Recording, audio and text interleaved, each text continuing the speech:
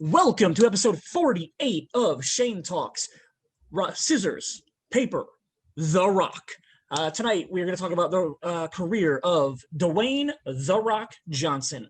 As always, I'm joined by Jason L. Mayer. What's up, man? How you doing today? Not too bad. Excited about Juiced Up July. And because it's juiced up, we have some specific drinks tonight in honor of Dwayne The Rock Johnson. He has recently started an energy drink company called ZOA. Obviously, definitely theming off of his, Samoan roots. So I, being the energy drinker that I am, wanted to go out and get some to support him for this podcast. And they have 5 different flavors. 3 of them I'm really excited about. And I found the 2 that I didn't care about to drink tonight. They have a pineapple coconut, which would obviously be my favorite choice to drink. Couldn't find it. They have a super berry, which I enjoy fruity stuff. And they have a lemon lime version. None of those 3 I could find. I got stuck with their original flavor and their orange flavor. So I'm going to give those a try. I'm going to pour myself some while you talk about his tequila. I don't have much to say. Teremana. Yeah, it makes really good strawberry margaritas. So. Oh, nice. Well, cheers to that. I'm going to try this.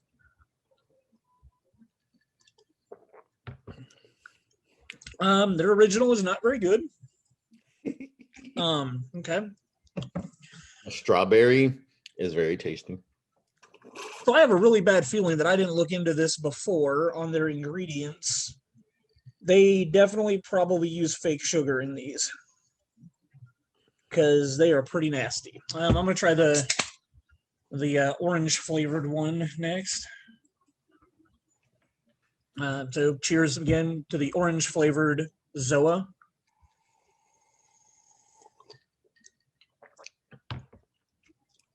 The orange one's not as bad. It doesn't have as bad of it's still kind of a little bit there though, but I'm going to be putting the original away and not drinking that one anymore. Yeah, that orange still isn't really very good either. So thank God I got some beer to chase it with. That calls for another drink of my margarita. Oh, I can't wait to get you liquored up tonight, man. You don't usually do hard liquor. This is going to be a lot of fun.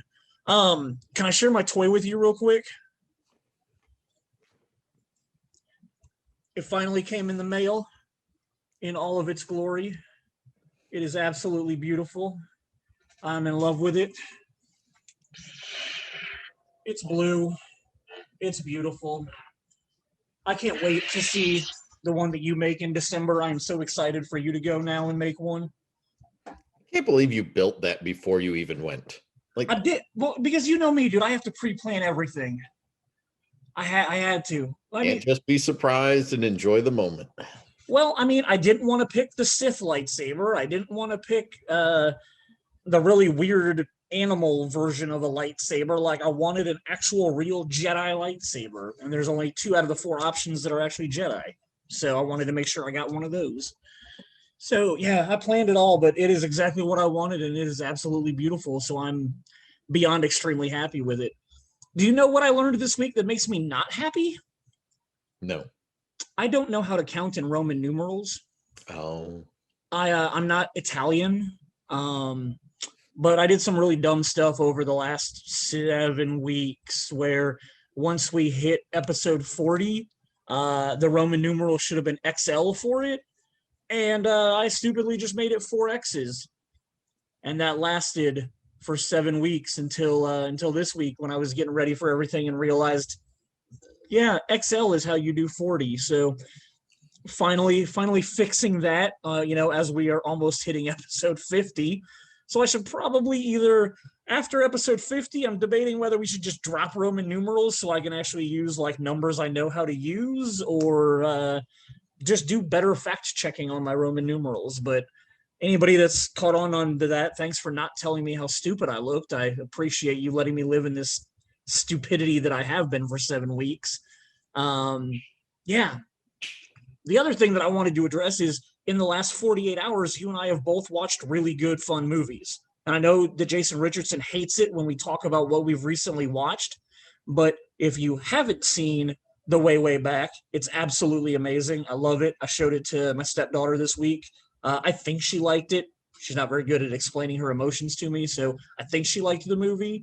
And then today you watched Take Me Home Tonight, which is another one set in the 80s. It's just an absolute blast of fun in the most ridiculous way. When we talked about it earlier, I compared it to like Adventures in Babysitting, how like it's a completely ridiculous, unrealistic plot in any way, but it's just so much fun to go on that journey with those characters. So cheers to those good movies that we've watched in the last 48 hours. Somebody wants to get me drunk before we even start talking about The Rock. I don't know if I would ever do that, or maybe I would. The other thing I want to discuss is this episode is coming out on July 23rd. Huge day for stuff coming out. If you're not aware, Ted Lasso Season 2 comes out on the same day as this episode, as well as Kevin Smith's Masters of the Universe Revelations hits on Netflix. So I got a lot of stuff to watch on Friday because I'm going to have to marathon both of those shows that day. Of course, because you couldn't just spread it out over. There's no fun in that. Yeah, whatever. Yeah, no, I mean, if it's out there, before somebody spoils it, man, like, I got to watch all of it before somebody... Shane, you spoil everything for yourself anyway, so it doesn't matter. Like, you read stuff way ahead of time and find out things that you shouldn't. I mean, I don't know anything about either of these shows. I mean, I've seen the trailers for them, but that's all I know about these. Yeah, I know. It's fun. So you want to talk about The Rock for a little while? Sure, why not? Let's start with some trivia, man. I bring this up because I remember watching this episode of Deep Space Nine. I posted it on my Facebook the night that I watched it. I want to say it was 2012, 2013. I did a full rewatch of The Next Generation, Deep Space Nine, and Voyager.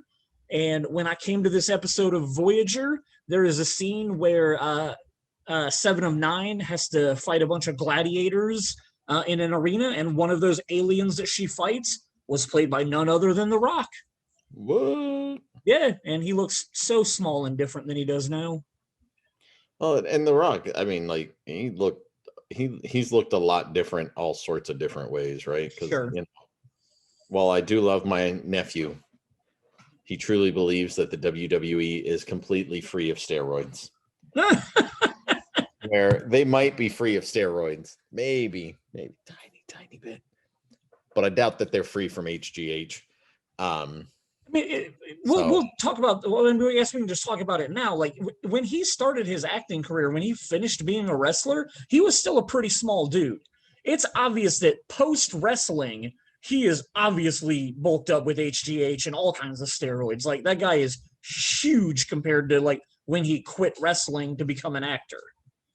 Yeah, he was a small dude, and he goes through a lot of body changes. So, it's one of those things to me that's kind of surprising that, you know, you look at somebody like Hugh Jackman who got huge for Wolverine roles, and then he would shrink, and now most of the time he looks like he's just a fit human being, where he's just kind of just like a small average size kind of guy. But then you look at like Marky Mark and, well, heck, Pain and Gain alone. I mean, all three of them, Anthony Mack, Mark Wahlberg, and The Rock, are all huge in that movie. And yeah, so there's plenty of, and you know, what was it?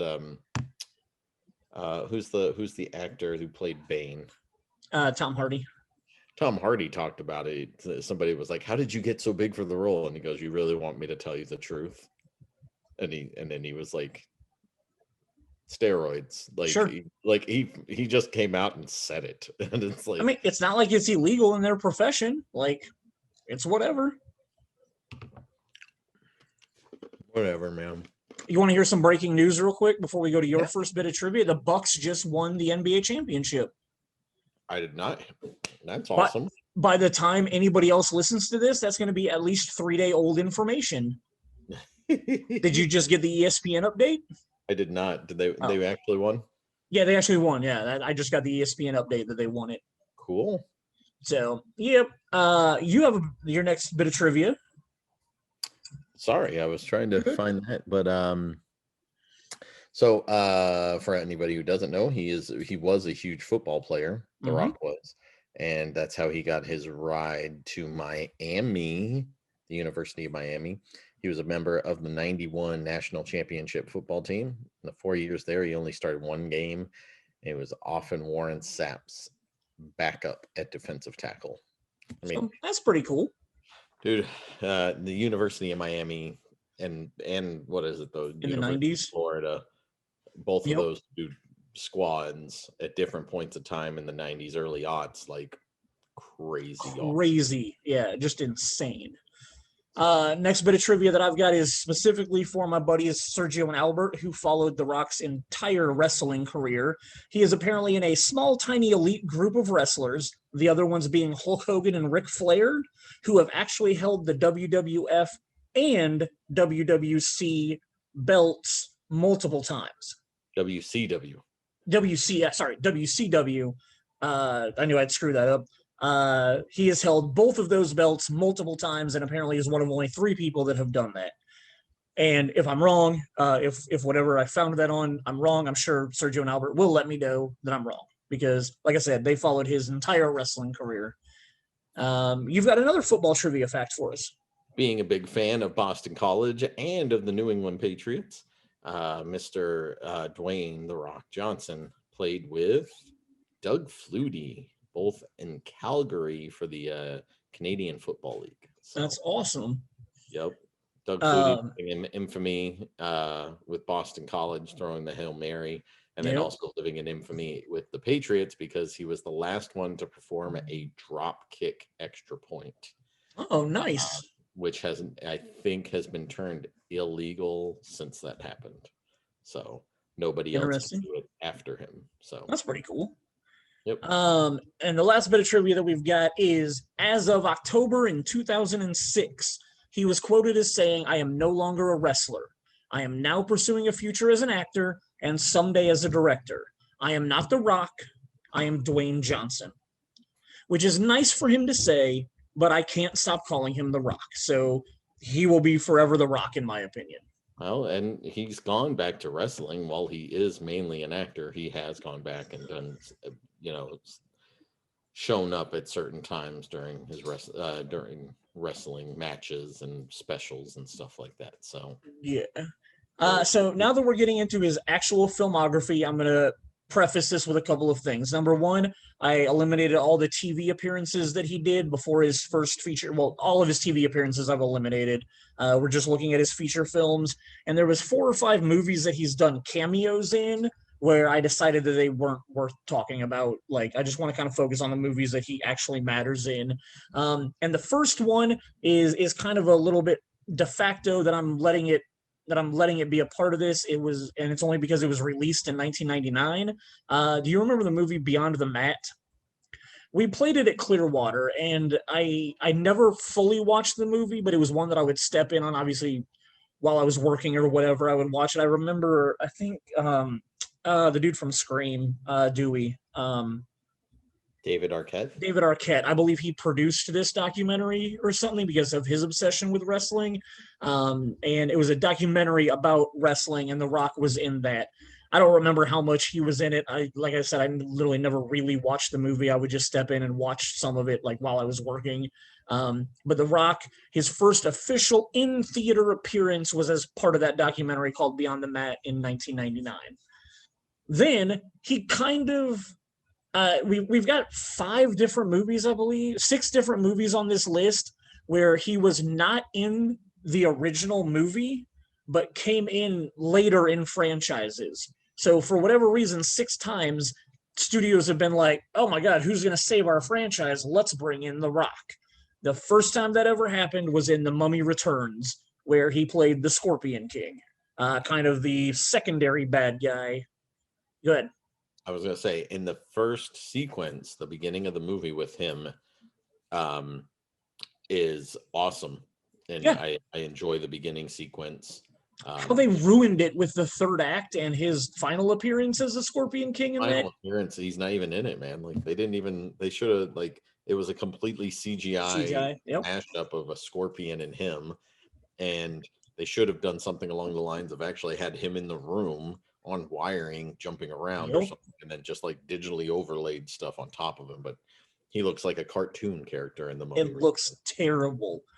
And like this was post the Matrix. Like the Matrix showed us that like decent CGI was. I mean, this was after episode 1. Like decent CGI was available, and they just did not use it. Yeah, it was not a good movie. There was a movie called Long Shot. His character's name was Mugger, so I assume it's not a very big role, but I've never seen the movie. Never seen it. So his next 1 year later, after his first theatrical film appearance as the Scorpion King in The Mummy Returns, they gave him his own franchise. Granted, he only stuck around for the first one, but they decided to make a franchise out of the Scorpion King, and in 2002 we got the Scorpion King movie that was pretty much as bad as that last CGI sequence. I hated this movie. This movie, the only good thing about it is Kelly Hu running around in the outfits that she's in. Sure. Yeah. I'd that the rest of the movie is absolute shite. Yep. I don't know what George Lucas was doing when he decided to hire the writer of the Scorpion King to help him write. I think it was episode 2. I believe you're right. So, I don't know why he thought that was a good idea. It might have been episode 3 because this would have come. The Scorpion King would have come out the same year as episode 2. I know. Okay, so he wrote both of them. I see. Okay. Well, that's very sad. 1 year later, and this is I find it really cool. So we put up on Shane Talks the poll about what everybody's favorite movie from The Rock was. Some people put up multiple options, but the one thing that stood out amongst the majority of people that answered the question was The Rundown. The Rundown was literally his third acting role, and the first one that was actually like him being a character and not being a shitty half CGI'd scorpion. Like it was his first attempt at actually being a real character, and apparently a lot of people really enjoyed that. The Rundown's the movie I just watched last night to prepare for this episode. I'd only ever watched it one other time, and that was at your parents' house in your bedroom around the time that you bought it on DVD, because for whatever reason I missed it in the theater. You had recently bought it on DVD and made a comment about it. And I was like, dude, like I missed that one. And you were like, we're watching it tonight. It's so much fun. That was the last time I had watched that movie. And I remember liking it, but I just didn't. I was surprised at so many people loving it so much. I wanted to go back and rewatch it. I had a blast. It's a lot of fun. I also like Sean William Scott, so that doesn't hurt. And Rosario Dawson, amazingly hot. Christopher Walken's kind of a terrible villain. I can't lie. I would be okay if anybody else had been the villain in the movie.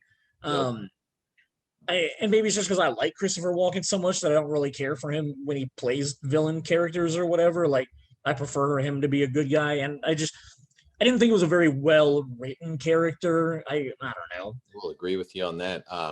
Also, the one thing that gives this movie even higher marks is the fact that freaking Arnold Schwarzenegger gives you a cameo in this movie that you never expected.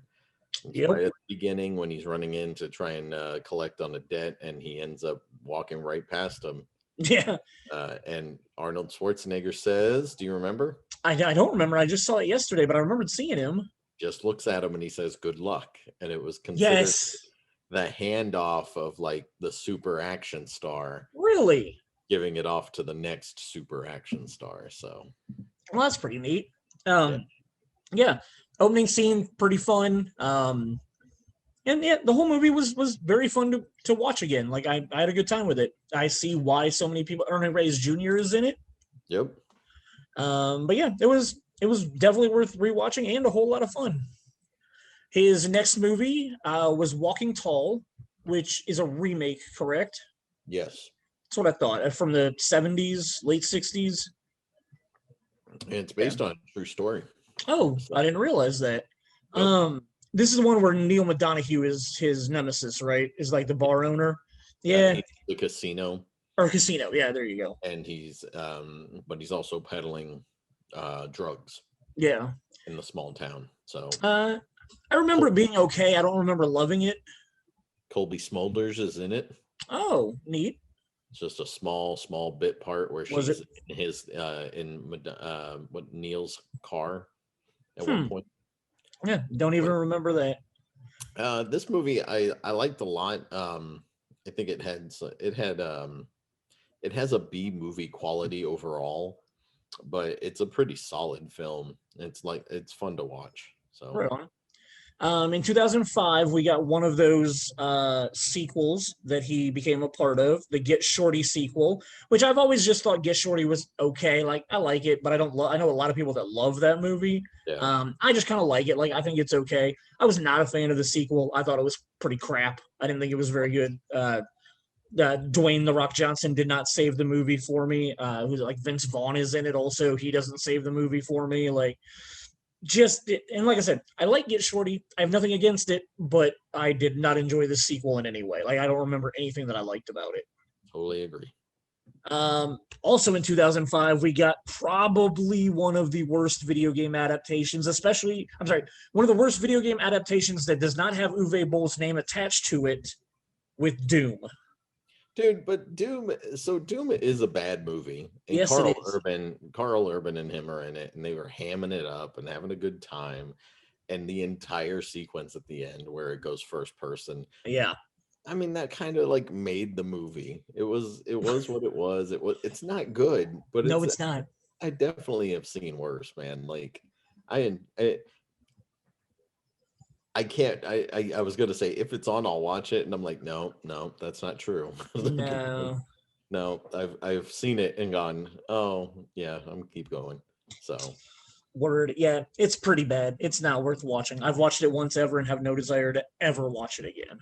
And so the next thing up is in 2006, he made a movie that was the follow-up to one of my favorite films I'd seen around the early aughts, which was Donnie Darko's director, David Kelly. Richard Kelly.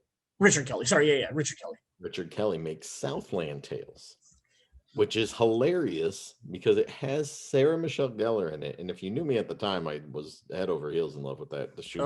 Celebrity girl. And it's also got Justin Timberlake in it and some other Kevin people. Smith. Sean William Scott. Yep. But I have never seen Southland Tales. So I've never subjected myself because so many people said it was bad. I won't say it's bad, but I also am not going to in any way try to tell you it's good. Like, it's definitely in the same vein of Donnie Darko, where like you either like it or you hate it. Like, I know a lot of people that are in the hate category with Southland Tales. It's very weird. It's very different. The storyline is really kind of bizarre. I've only ever watched it once. I watched it because, like you, I like Donnie Darko a lot, and I'm a big Kevin Smith fan, so I wanted to see his character because it's a character that's nothing like anything he's ever played before. He plays a war veteran that lost his legs, so he's in a wheelchair in the movie. Like, very serious role for him, like nothing I've ever seen him do before. But the other plot with Sarah Michelle Gellar being a stripper and losing her memory and like all this other weird shit that goes on throughout it, it's kind of a clusterfuck of a story.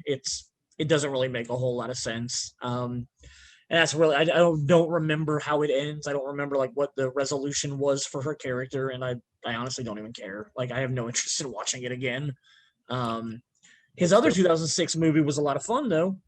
Gridiron Gang with Exhibit. Yes, Exhibit X. Give it to me, wrong X.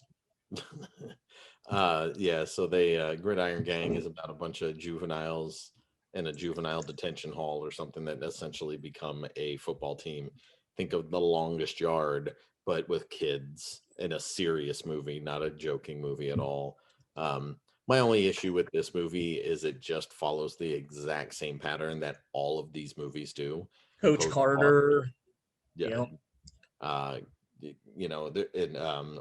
The way back, like it's just like there's a whole lot of, oh, we hate each other, we're not going to work together, oh look, we can work together, we're best friends, oh look, a tragedy happens and we become galvanized together and we can do anything. Man, you just name dropped The Way Back, and we've had conversations that The Way Back doesn't follow that pattern. Didn't somebody die in the No, way back? nobody dies in The Way Back. Oh, didn't make nearly the impression on me. I could have sworn that somebody died in that one. So no, none of the kids die in that one. Sorry. So it's very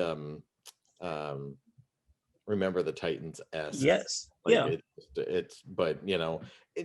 but I will say that Dwayne Johnson does a really good job. He does. With his character, and he does a really good job acting in the film. Him and Exhibit both do a great job, and they both play it seriously. Like, there's obviously jokes and comedy involved, but they still play the characters very seriously for what the story needs.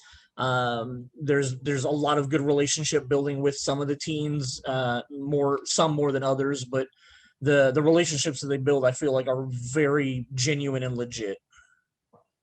So yeah. Yeah. So Gridiron Gang, great football movie that he did. I did not care for the game plan. It was not my cup of tea. I probably wasn't the right age demographic for it, really. But yeah, I didn't enjoy the game plan. How did you feel about the game plan? So I'm going to preface this with saying that The Rock makes movies, and I will almost always watch a movie with The Rock in it. He's just, I find him charismatic. I think he's fun to watch. His movies sometimes suck really bad. I'm looking at you, Hobbs and Shaw. And then there's other times where his movies are pretty solid. This movie, for me, it worked. It's a very silly movie. It's a Disney film, right? So I was expecting it to be lighthearted and silly, and it's exactly what I thought it was going to be. And for anybody who doesn't know, so he's a football player in the Boston area. He's like some superstar who's all about being selfish and doesn't care about anybody else, and he's just always worried about him. And then he ends up finding out that he has a daughter, an illegitimate daughter that gets sent to him essentially, and he ends up like trying to take care of her. And during the whole thing, you know, obviously he's falling in love with his daughter, and then he ends up creating this relationship with her, and then finding out that he can be a better person than just being the selfish prick that he is. You know, while you're describing it to me, like, I'm thinking back, and I do remember there were some good moments in this movie. Oh, and there's some good comedy in it too. Like, there's a whole sequence where she floods his bathroom with bubble bath. Oh yeah, The dog disappears into the bubbles, and he's like jumping into it, very comedic style. Sure. So it works. It's fine for what it is. It's very silly. It's not like it's something I'd be like, everybody should see this. But like, if my kids were watching it, I'd probably sit down and just watch it with them. Gotcha. So. I know I've seen Get Smart, but I literally don't remember his character in it. Granted, I know it's Anne Hathaway and Steve Carell. This movie sucked. This movie sucked. I hated this movie. Dwayne Johnson, spoiler alert, sorry everybody if you haven't seen this, he's the bad guy. He's the double agent. I remember that. Yeah, he's the double agent. Okay. That Anne Hathaway. So Anne Hathaway was supposed to be like this. The character is like the same age as Steve Carell. Oh. But then undergoes like extensive plastic surgery to look like 20 years younger and like a different person, because The Rock killed her. I don't remember any of this. I don't remember if The Rock killed her, but he like thought that she was dead or whatever. Like because of him, her character should have died, so they remade her into this different person, which was just literally the excuse to have a 50-year-old Steve Carell making out with a 20-year-old Anne Hathaway, essentially. Okay, that makes sense. Just made me feel creepy, which is bad. now it's everything's reversed, right? Because this is almost 20 years ago, and here I am, like, whatever. So, yes, Get Smart sucked. I hated it. I did not find it funny. Yeah, I thought it was a really bad movie. But gotcha. His next movie, another Disney movie, I actually really enjoyed. I really like it too. It's not something that I went into expecting to like. I went and saw it at our friend Phil's theater, way up north. I don't even remember why I went and watched it. I don't know if I just didn't have anything going on. Like, I didn't watch a screening or a preview or anything of it. I literally went when his theater was open in the middle of the day. And again, I don't know if we were supposed to hang out later or like what was going on, why I was there, but perhaps it was the only thing I hadn't seen that I decided to watch that day. And I had a lot of fun with it. Like, for whatever reason that I watched it, I'm happy that I did, because the kids were good in it. He was funny in it. Like, it was an enjoyable ride. I felt like it kind of just kept a really good pace through the majority of the movie. Like it obviously lulled here and there a little bit, but I didn't feel like it was that bad. So Carla yeah. Gugino is in it. Oh yeah, yep. So this is Race to Witch Mountain, where he plays Jack Bruno. Like, yeah, and you'll see the memes most of the time on Yeah. or whatever. But yeah, this is definitely something that's a whole lot of fun and entertaining. Yeah. It's better than the game plan, but it's not like it's his best movie, but it's still fun. Yeah. No, I've only seen it that one time that I watched it, but it definitely was one that I remember enjoying when I watched it and walked out of the theater being surprised with it. I have never seen the animated film Planet 51. I don't know anything about it. You don't know anything about it either? Okay. I mean, I remember the movie. I know it is a movie. I remember the poster for the movie, but I literally never watched it, and I don't really know what it's about. So I'm there with you on that. we can skip to another shitty Disney movie that he made. I never saw this one. I didn't either. The Tooth Fairy. I don't know why he didn't he die. He was a football player that died or some shit and came back as the Tooth Fairy. Player. A hockey player. Okay. Yeah. And he's known for knocking people's teeth out, if I'm remembering correctly. So, okay, that makes a lot of sense. Tooth Fairy. Gotcha. So, yeah, other than the trailer, I really don't know much about the Tooth Fairy. You've just explained more to it than I remember. Let's move on to the next one, which is absolutely hilarious. Him and Samuel L. Jackson make this movie for me. Oh, yeah. Will Ferrell is not funny enough for me. Mark Wahlberg's fine, and I enjoy his comedy in this movie, but we're talking about the other guys. And overall, amazing movie. What's that? Aim for the bushes. Yep. I love the fact that that's your brother's fantasy football name, because that makes me laugh every week that I get to see that. There wasn't even an awning. Yeah, without spoiling that part of the movie, like The Rock's not in the movie very much, but he steals every scene that him and Samuel L. Jackson are in. It's absolutely hilarious. And I'll agree with you. The rest of the movie is just kind of blah because, I mean, I like Will Ferrell a lot. I'm a big Saturday Night Live fan, so I enjoy his work there and some of his movies that he's done. But yeah, this one was not one of the better. Marky Mark was obviously the better part of this movie, and it was still kind of a pretty blah movie. It's funny and it's entertaining. Yeah. Adam McKay is, I think, the one who directed this one. Yeah. So I mean, it's got some good stuff to it. Eva Mendes is in the movie. She's gorgeous and beautiful as always, and then really funny in her role as Will Ferrell's wife. Mark Wahlberg is this high-strung cop who wants to do something with his life and just keeps getting done by The Rock and Samuel L. And and they're so good. So, have you? A very strange movie to me. What's that? Like the next movie. Okay, I'm gonna need you to refresh my memory. I know I've seen Faster, and I know I remember the poster of him looking out the car window or whatever, but I don't really remember. It's just a car. Okay. He's standing in front of it, and he's holding a revolver in his hand, and he's just menacing. So the whole thing is he was a getaway driver, and he spent some time in jail. He just gets out, and then he's basically just walking around and just really capping people. I don't remember that part. And it was everybody who had and the whole story essentially turns into he got shot in the head after performing he's got some mental disability. Okay. As far as being like a mental challenge, and he's a little bit on the slow side, but he's a really great driver, and his brother and him team up with some people to rob something, and then they get double crossed, and his brother gets killed, but he gets shot in the head, but he doesn't die. It bounced off of the metal plate or whatever.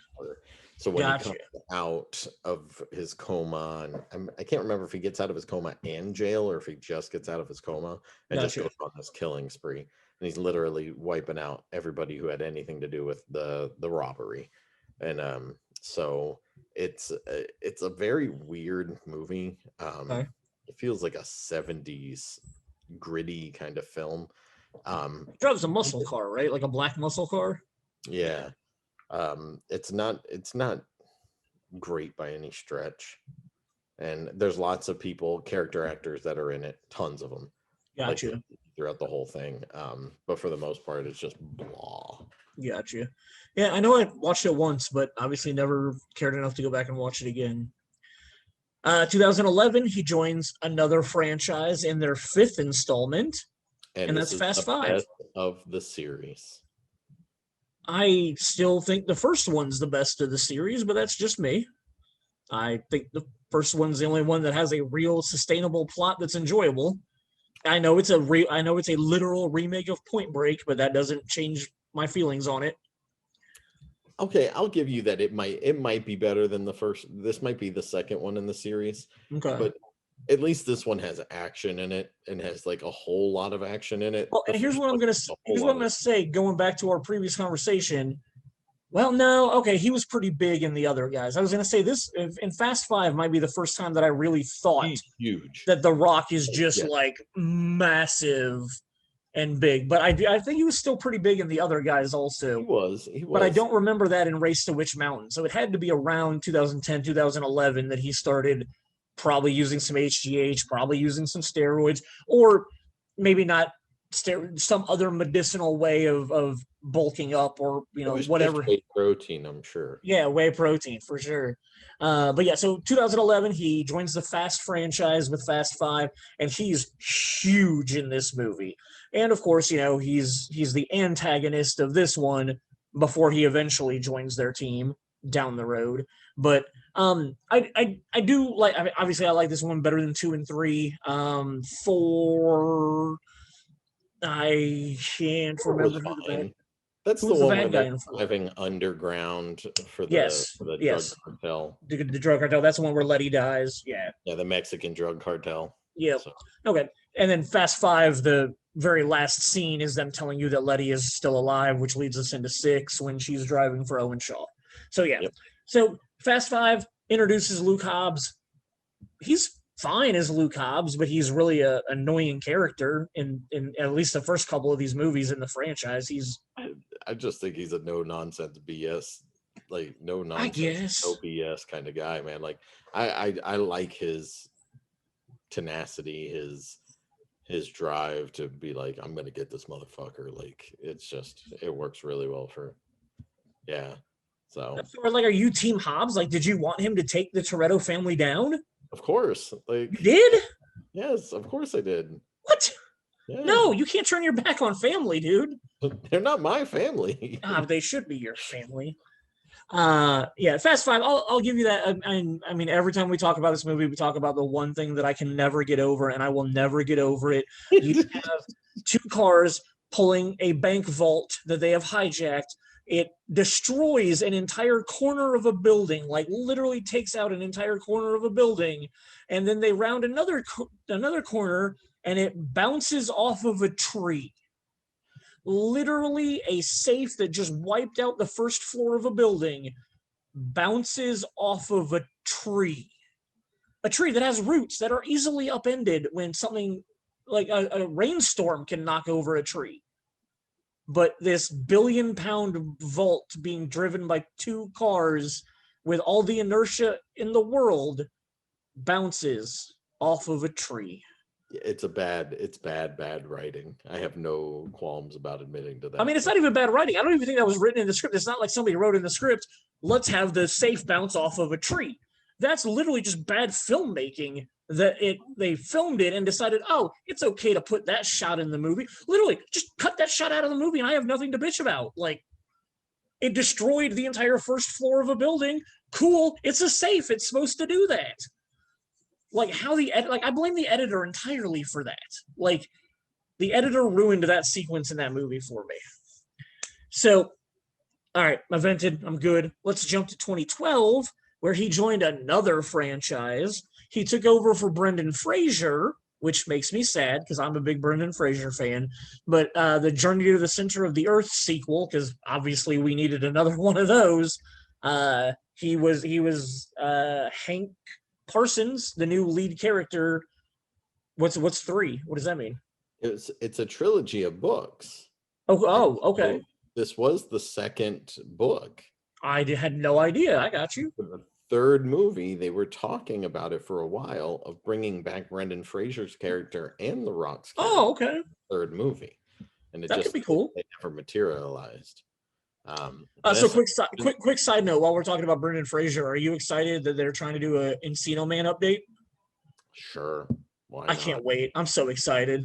All three of them are on board to do it. Like Pauly Shore and Brendan Fraser. I mean, like Sean Astin. We haven't seen him since like the Hobbit movies. Yeah, good point. 51st Dates, yeah. Lord of the Rings.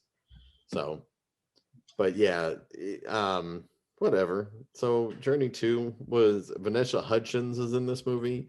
Full disclosure, I've never seen it. I haven't seen it. So they brought back like the main guy who is the kid that was in the first the Hunger Games that Josh Hutcherson or whatever. Yeah. Okay. So he's the main character. Okay.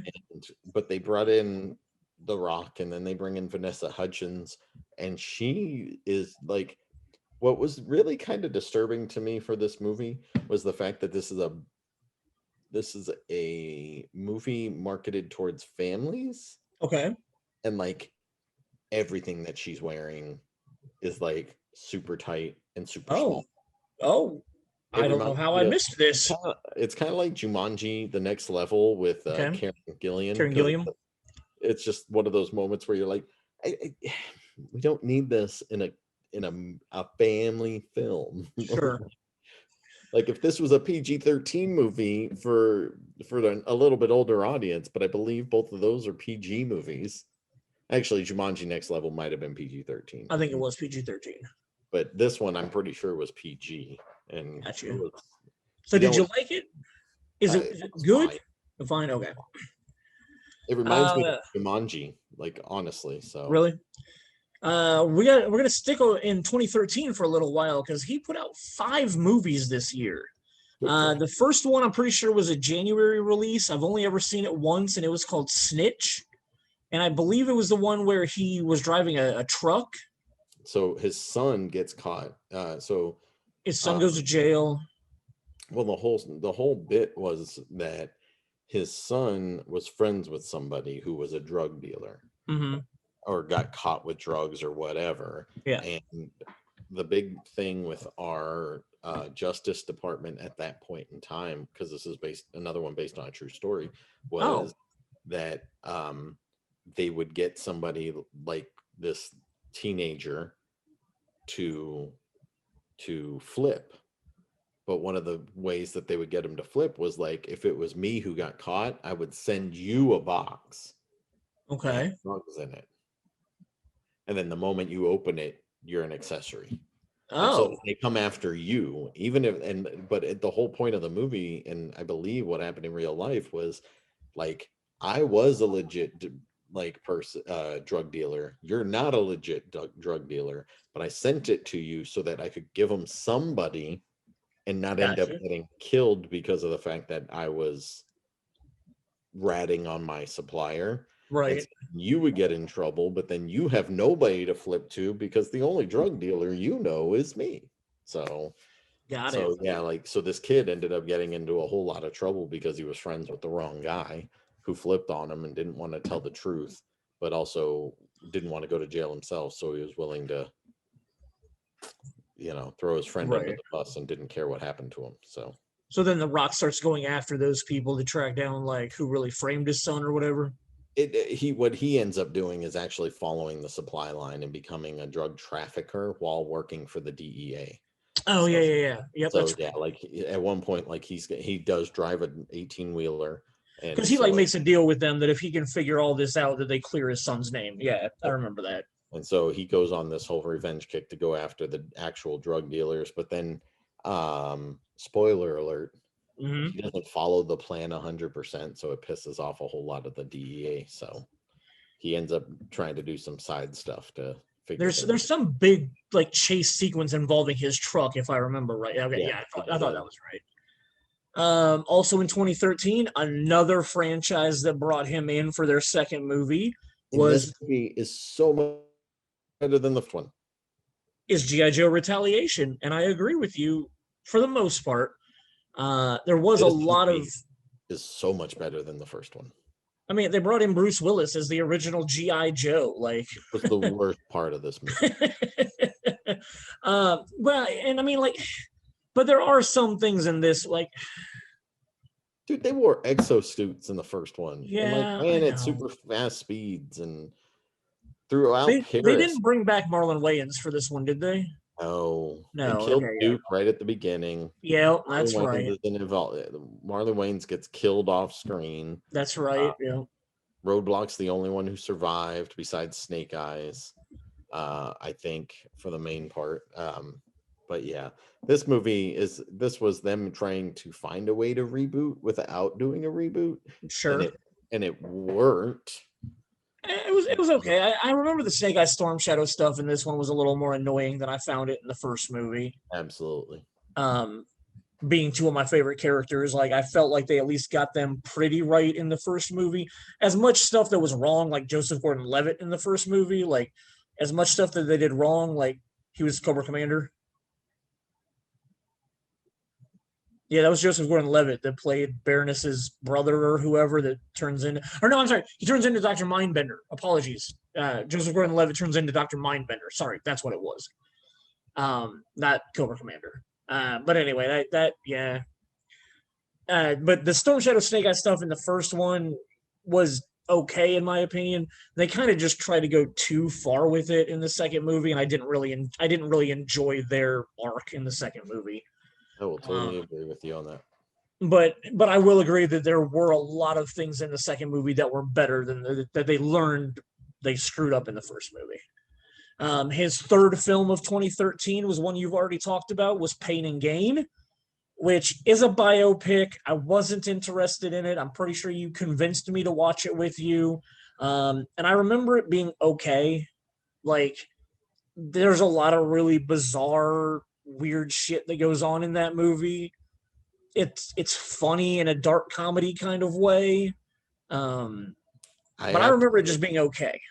It is just okay for the most part, but I remember us watching it, and there's this crazy sequence that happens, and I tell this story to anybody when I talk about this movie. I seriously turned over and looked at Shane and went, there's no fucking way that this happened in real life. And almost the exact same moment that I said that, all of a sudden, the frame on the movie paused itself, and the words, yes, this really did happen, came across the bottom of the screen, like literally within 10 to 15 seconds of me saying it. I remember that. Like, it was just one of those moments where you're like, there's no fucking way. There's no way somebody was this stupid. No way. And then it said it ourselves. And then I was just like, okay, never mind. I'm on board for the rest of this.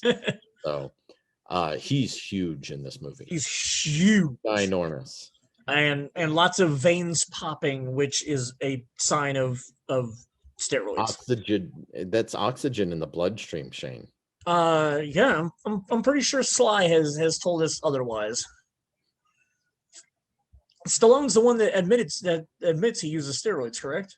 He's the one who admits that he does HGH. Okay, yeah, and like that's why like all of the veins on his arms and muscles are just so ridiculously popping out of his body. But everybody I've ever known says that it's all because of oxygen. Oh, well, weird. It could be. Also in 2013, we got Fast and the Furious 6, which brought back Hobbs. Yeah, Hobbs. This time he's recruiting Dom and his family because they worked so well together at the end of the fifth movie that he had to become a good guy now. So yeah, this is the one where he recruits them to go after Owen Shaw in London and shows him the picture of the fact that Letty might still be alive, even though she technically died in the fourth one. But as we learned in the ninth movie, nobody really dies in any Fast franchise. Like, I thought it was bad in comic books. Like, the comic book movies haven't even gotten this bad yet, as bad as the Fast franchise is. But yeah, nobody ever dies in these movies, so Letty didn't really die. She rolled away from the explosion and was picked up with amnesia. No, she got shot in the head. She got shot in the head. Oh, you're right. Yeah. That gave her amnesia. And Owen Shaw just happened to be in the right place at the right time to pick her up and nurse her back to health and make her into a bad guy so that Hobbs can decide that he wants to go after her and use Dom to help him because now they're best friends. Yeah, it's a fast movie. I'm not going to say it's good, but I still enjoy them. They're ridiculous. I never saw a movie called Empire State. I don't even know anything about it. Oh, the notes apparently say it was direct to video. So there's a Liam Hemsworth is in it with him, I think. Oh, okay. Yeah, I've never even heard of the movie. I remember his 2014 film being pretty bad. Did you watch this? Yeah, I saw Hercules. I was not impressed at all. So who directed it? Don't remember. Brett Ratner. Oh, well, okay. That's not selling it on me. I will totally agree with you that this movie's not the best, but my one saving grace for this was I thought it was really cool how they explained the legend of Hercules. Do you remember that? Explain it to me again. Maybe I'll not hate it so much. So apparently he was a mercenary. Okay. And he would get hired, and he had an entire team with him. But the way the team worked and coordinated with each other, people believed that Hercules was doing it all by himself. Oh, okay. So yeah, there was a lot of like smoke and mirrors and stuff, and all wearing the same kind of like, they're all wearing like the same like hoodie, like cloak with a hood kind of thing. So then when like people see certain things, they were like, oh my God, that was Hercules, when it wasn't Hercules. Oh, okay. Like the myth. I don't remember that part. Yeah, the myth of Hercules just kept getting bigger and bigger. And I thought that was kind of a cool and clever way to explain how his legend grew so big. So yeah, admittingly, what is that? 7 years ago now. I only ever watched it once. But that was because, like I said, I don't remember really liking it, but I had forgotten about that part, so that's pretty cool. Next up, we had Furious 7. He's Hobbs again? Oh, cool. This is the one that opens with him and Jason Statham fighting in his building. And he gets his butt kicked by Jason Statham. By Jason Statham, who's half his size. There's a lot of... He's talking about Tay-Tay, Miss Taylor Swift. Oh, he's the coach of his daughter's soccer team or something. See, and that's my thing. Like, you sit here and tell me in Fast 5 he's this badass and he's no nonsense, get shit done. Pretty much he's the same way in 6. I'll give you that. And then they rewrite his character and then they make him in like it's literally like this shit. Like this really upsets me in a lot of these like big franchises right now. Look at Thor. I'll give you the first Thor has a good amount of comedy in it, but it's the fish out of water comedy. Like, he makes comedic stuff because he doesn't fit into society that he's involved in. Second movie just kind of sucks, but he's pretty badass in most of the second movie. Then you get Taika Waititi to direct the third one and turn Thor into a fucking stand-up comedian. Like, it's absolutely, it annoys me where these badass characters, the actors who are playing them decide that they want to be comedians. Chris Hemsworth decided he wanted to be a comedian. He went off and did Ghostbusters, and that made him think he was a comic genius.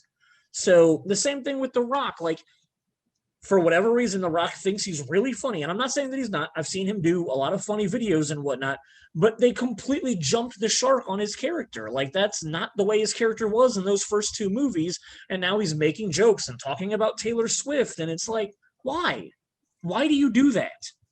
Why do Hollywood writers have to bow down to somebody that's like The Rock and be like, I can write you comedy shit, or I can let The Rock say something funny here? Like, why can't The Rock just be the badass that he was in Fast 5 and most of 6? Like, dude, I'm right there with you. It's like, so frustrating. It doesn't make any sense, and people don't change their spots that quickly. And no, to me, I'm 100% on board with what you're saying, man. Like, it doesn't make sense. Like, my problem with the Fast and Furious saga is around 7 they started like really getting into trying to like make the comedy blend in there more.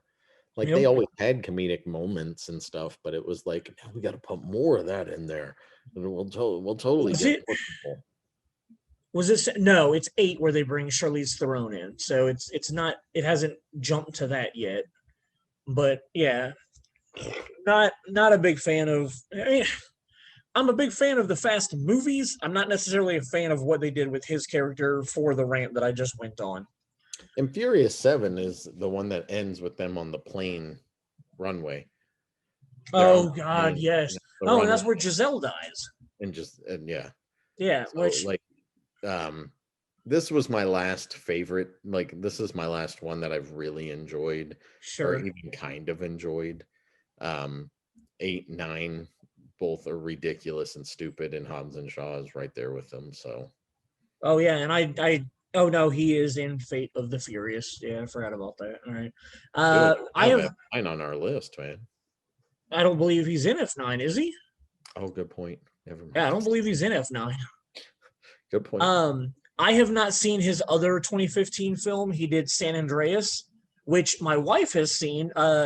We were out in Phoenix, and some of our friends wanted to go watch the movie. I wanted to go do other stuff, so I went and did other stuff. My wife went with our friends and watched San Andreas. No. You got to tell everybody what you decided. No, I don't need to tell everybody what I decided to go do. Like, it's so nerdy and stupid, it don't matter. I was in 2015. I was very hardcore into the video game Destiny. Like, literally took over my life.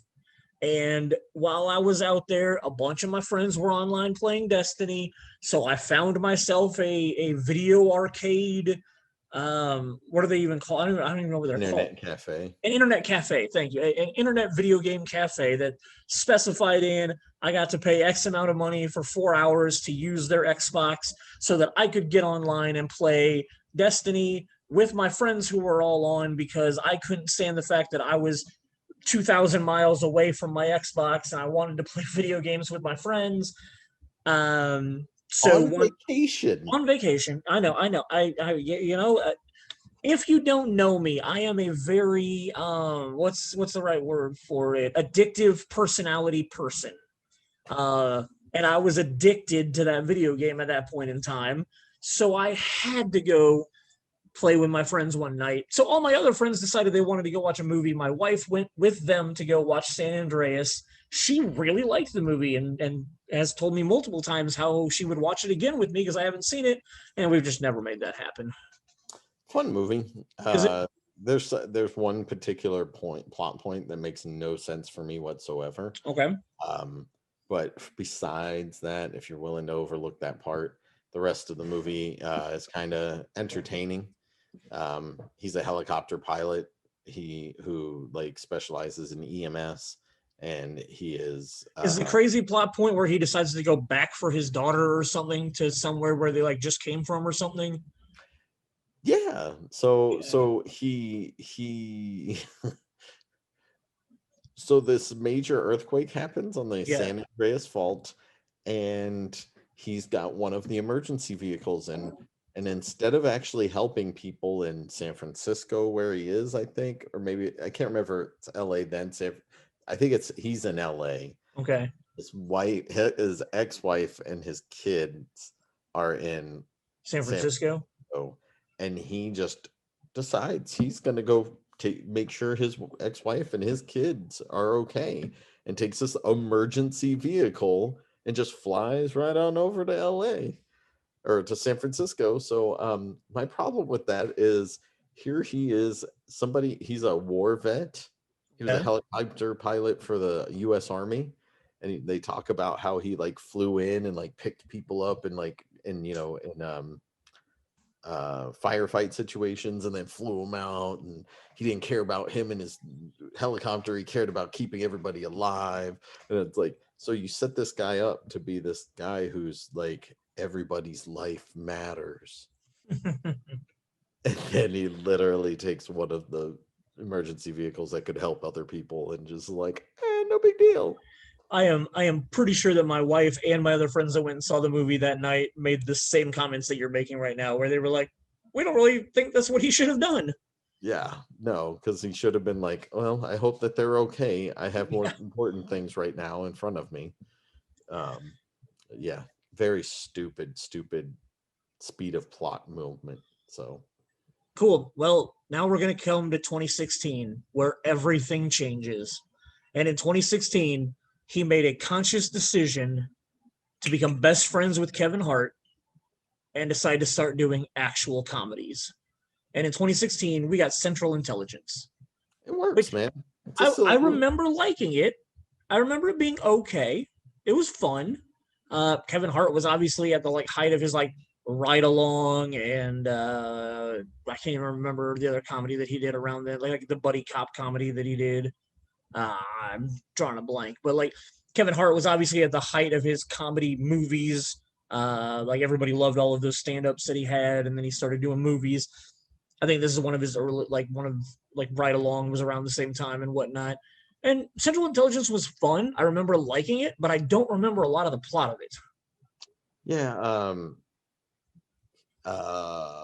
Kevin Hart like stuck up for The Rock at one point in time in high school. Okay. Because The Rock gets in a very weird situation and Kevin Hart's character helps him out, and Kevin Hart was like this super popular, everybody loved him guy in high school. Okay. And Dwayne The Rock Johnson is this super nerd in high school. And, he wore a fat suit and like oh really? I don't remember that part. Yeah, he looks like a fat version of Maui from Moana. Oh, okay. So he ends up naked in like the school gymnasium at a pep rally or something. And maybe I need to watch this movie again. Like, none of this reminds me. Kevin Hart takes off his Letterman's jacket and like hands it to him so that he can cover up and hold on to some dignity, and tries to get everybody to calm down and leave him alone. Well, then it flashed forward 20 years or whatever, and Kevin Hart is just like blah. He's just like a normal dude, nothing great about his life, doesn't even really wear the pants in his family with his wife and kids. And then The Rock works for obviously the CIA. The Rock works for the CIA, and The Rock believes his best friend is his partner, but his partner, I want to say, was it Jeremy Renner? I think his partner's Jeremy Renner. Can't swear to it though. Anyway, so his partner double crosses him. And then you find out that this partner just couldn't stand Bob Stone.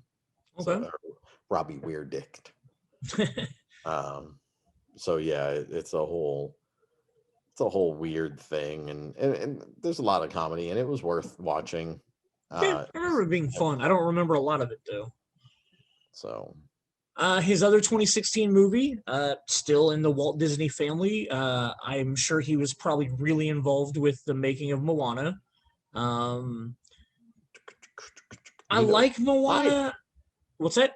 Side note, I just recently saw that they drew Maui for the most part with him in mind. Oh, okay, cool. But then when they showed the drawings to The Rock literally pulled out a picture of his grandfather, who was a wrestler. Yep. And like his grandfather and Maui look so much alike. That was kind of crazy that's how it all played out. So yeah, when I was reading up on him today, I was reading a lot about his father, his grandfather, and his uncles that were all wrestlers. What's up? Was not Jeremy Renner in Central Intelligence. It was Aaron Paul. Aaron Paul. Oh, okay, cool. Which would make I could see him being a douchey character like that. Yeah. But yeah, Moana, I understand the appeal of Moana. It was one that the third act doesn't work for me.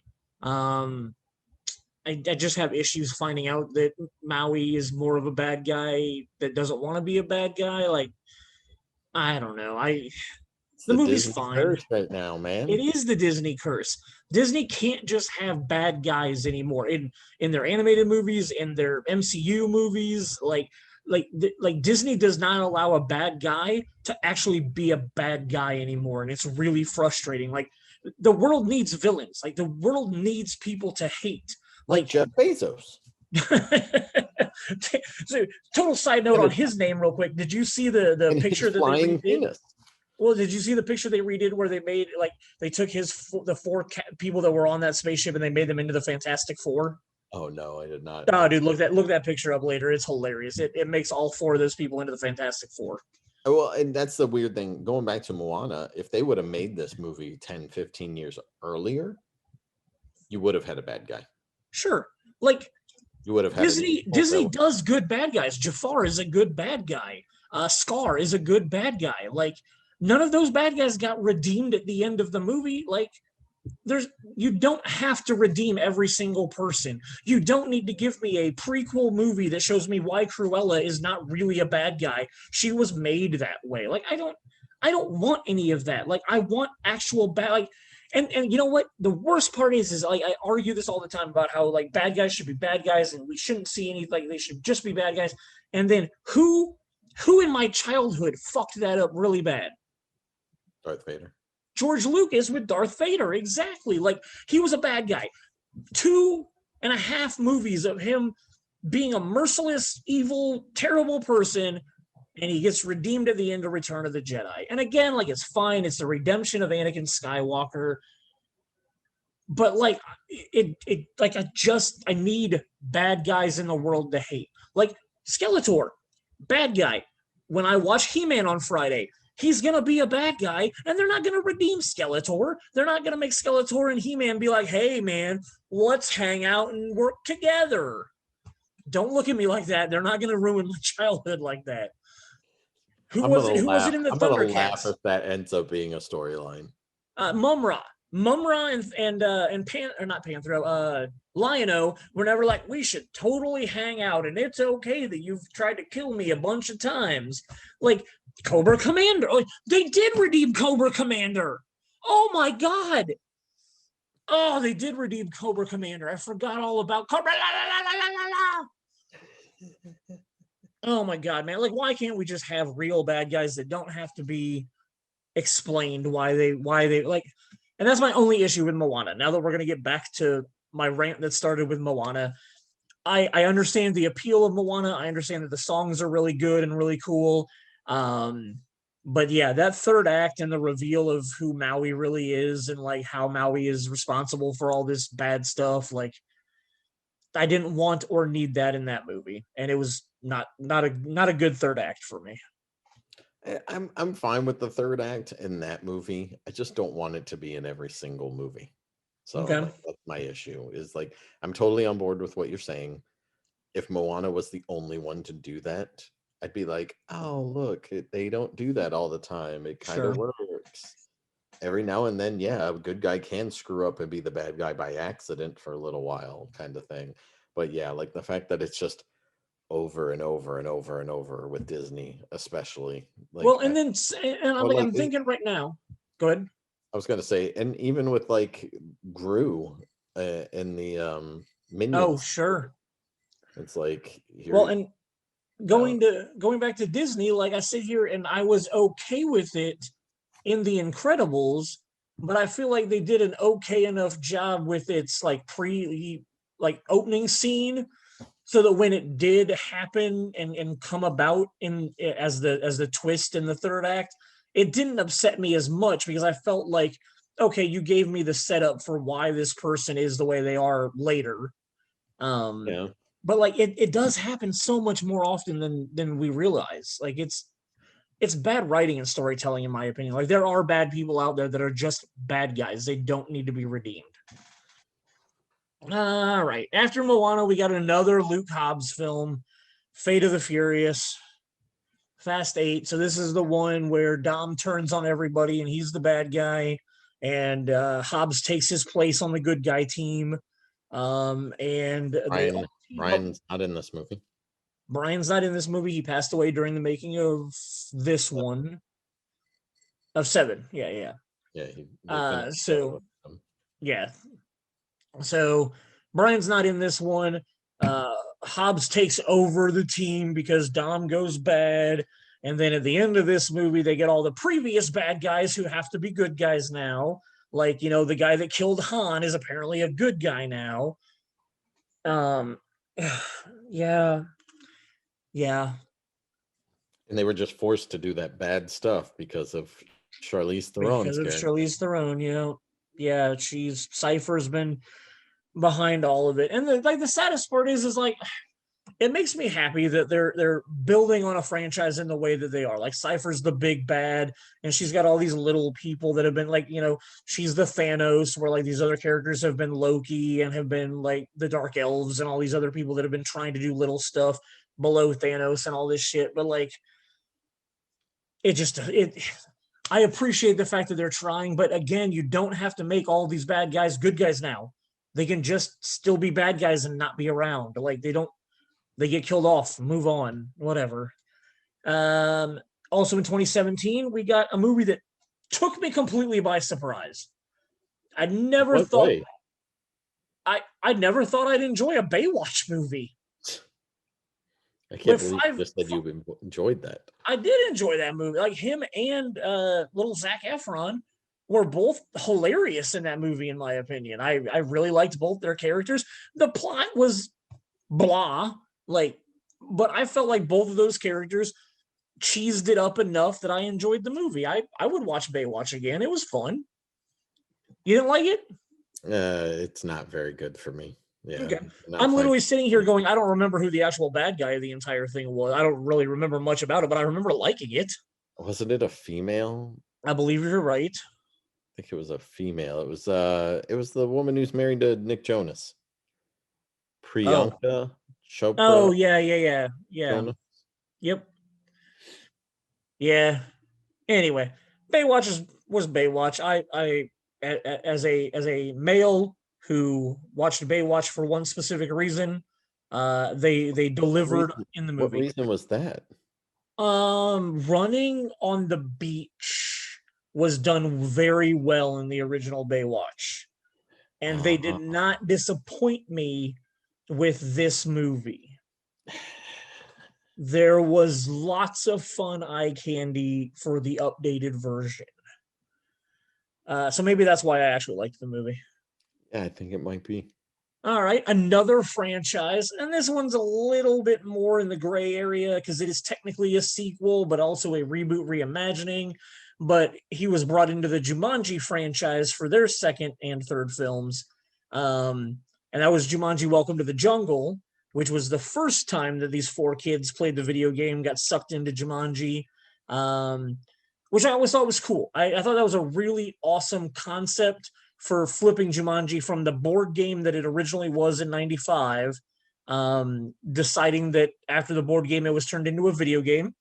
Makes sense to me. There's Monopoly and Life and all kinds of other board games that you can play on your Xbox now. So the fact they turned it into a video game, I can totally buy that and follow that. And then pulling them in and making them be Kevin Hart, The Rock, Jack Black, and Karen Gilliam was a lot of fun. And this one and the next sequel that we'll talk about, I had fun with both of them. I thought they were really both well done. Nick Jonas, that we were just talking about, he shows up in this movie. And I loved their nod to Robin Williams, where Nick Jonas's character was living it. Like in the very first Jumanji, Robin Williams talks about, the hut or the area that he lived in for 23 years or whatever it was when he was trapped in the board game. The fact that we actually visually get to see that because it's where Nick Jonas lives, I thought was an awesome nod back to Robin Williams, who had obviously taken his own life by this point. So I really, really enjoy the entire Jumanji franchise. Second one I liked a lot. The first one, I don't know if I've ever seen it besides like when it first came out. Oh, really? Might be the only time I've ever seen it. Second one I liked quite a bit. Welcome to the Jungle was fun. Third one I felt like was just a little blah. Like it wasn't as good as the second one, but it still worked, so it was fine. Yeah. But, Rampage, I know you and I watched together in 2018. Gosh, big old poop. Yeah. Poop. It wasn't very fun. Yeah. He takes care of a monkey, and then the stuff makes the other characters, and it's pretty dumb. Malin Ackerman, wasn't she the bad guy in this? I can't even remember. Was she a bad guy? Yeah, I think she was the bad guy. I honestly can't even remember. I remember she was the head of the pharmaceutical company or whatever that who decided they needed to inject the other animals to fight against the gorilla or whatever. Yeah. Yeah. Rampage, not a very good movie. Skyscraper, I Wannabe wanted Die to, Hard. I wanted to like this movie so much. This is another one. It's got Naomi Campbell in it Mm-hmm. as his wife. He plays an amputee, and yeah, I just wanted to like the movie, and it's not a good remake of Die Hard. So No, it wants to be Die Hard, and it does not do a very good job. And like his breaking in sequence where he gets on the like crane that's on the building next to the building he's trying to get into, and then runs on the crane and like jumps and defies all laws of physics and gravity that are apparently a part of the Fast franchise also. Like that yeah, that movie was Skyscraper was not good, not fun, didn't really like any. Wasn't that the one where like the top floor was like a CGI dome or some shit? Like wasn't it?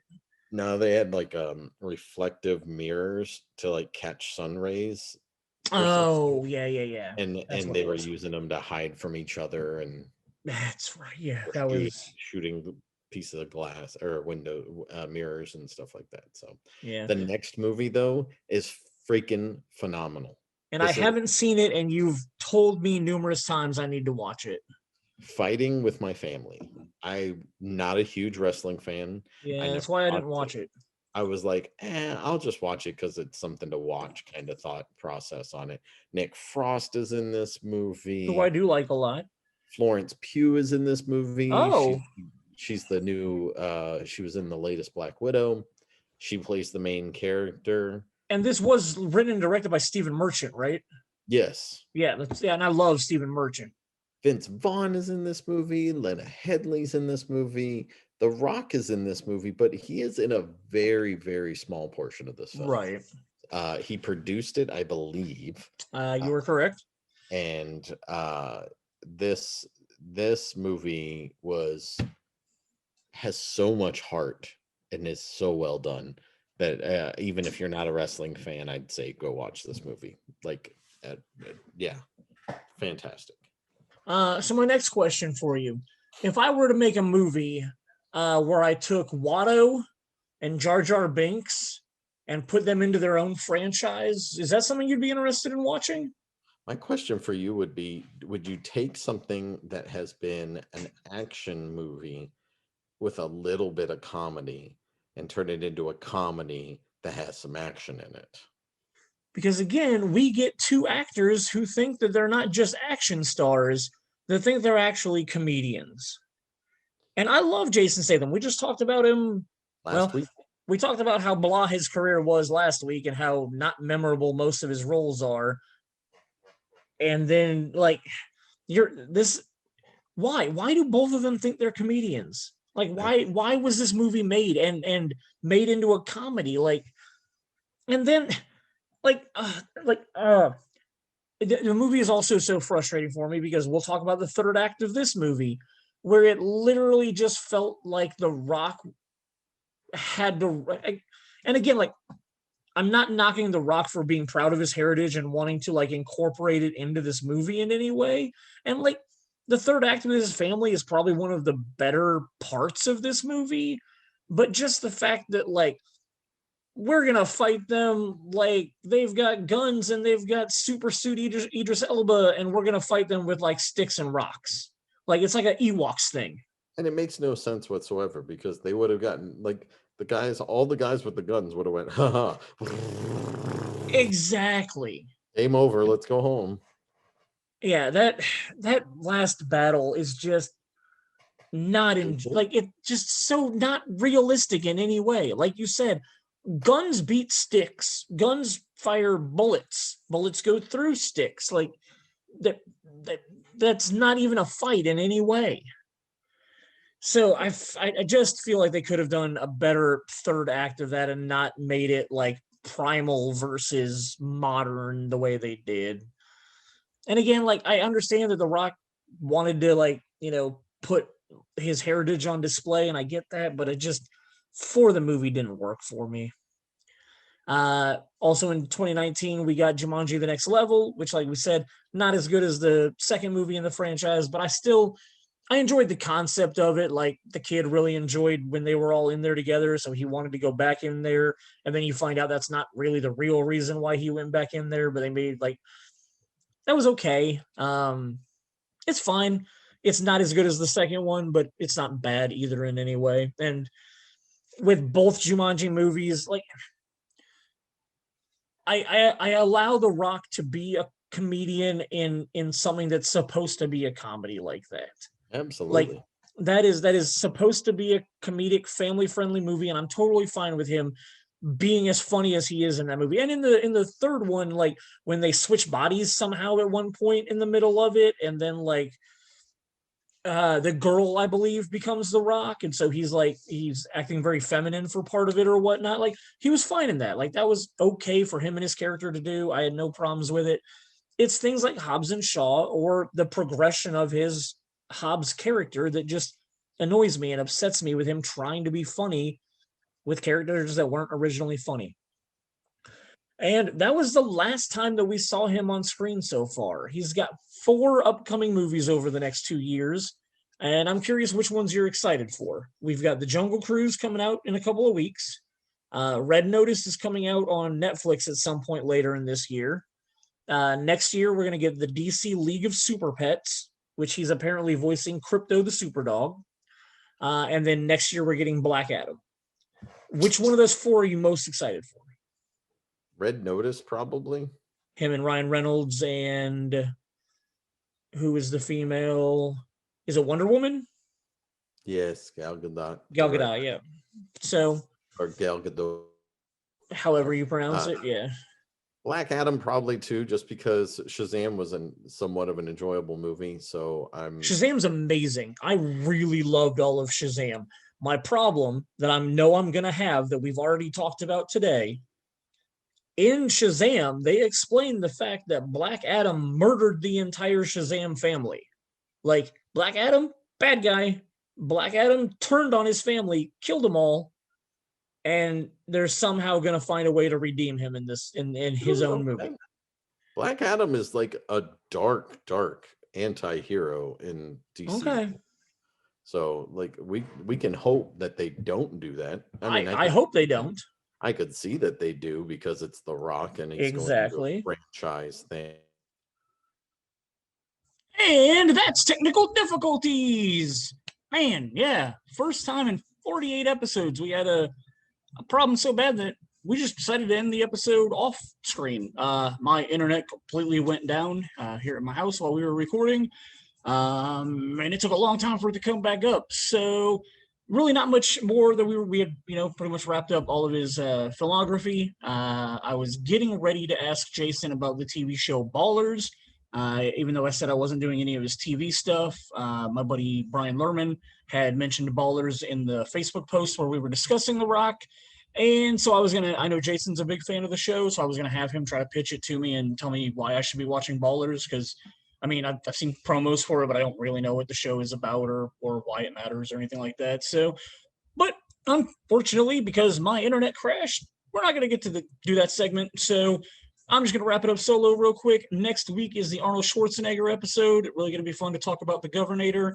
And we have our Facebook discussion going on right now about Arnold's movies. So episode 50 after that, I'm hoping to put together the trivia episode, trying to get scheduling put together with our 3 contestants that we have for that week. Hopefully gonna make that happen. So yeah, sorry to cut this episode really short. Not really short, it's long enough already, but sorry that Jason doesn't get to say goodbye to you, but my internet was dumb tonight. Sucks. So hopefully it doesn't happen again anytime soon. Thanks everybody for listening. This has been Shane Talks episode 48.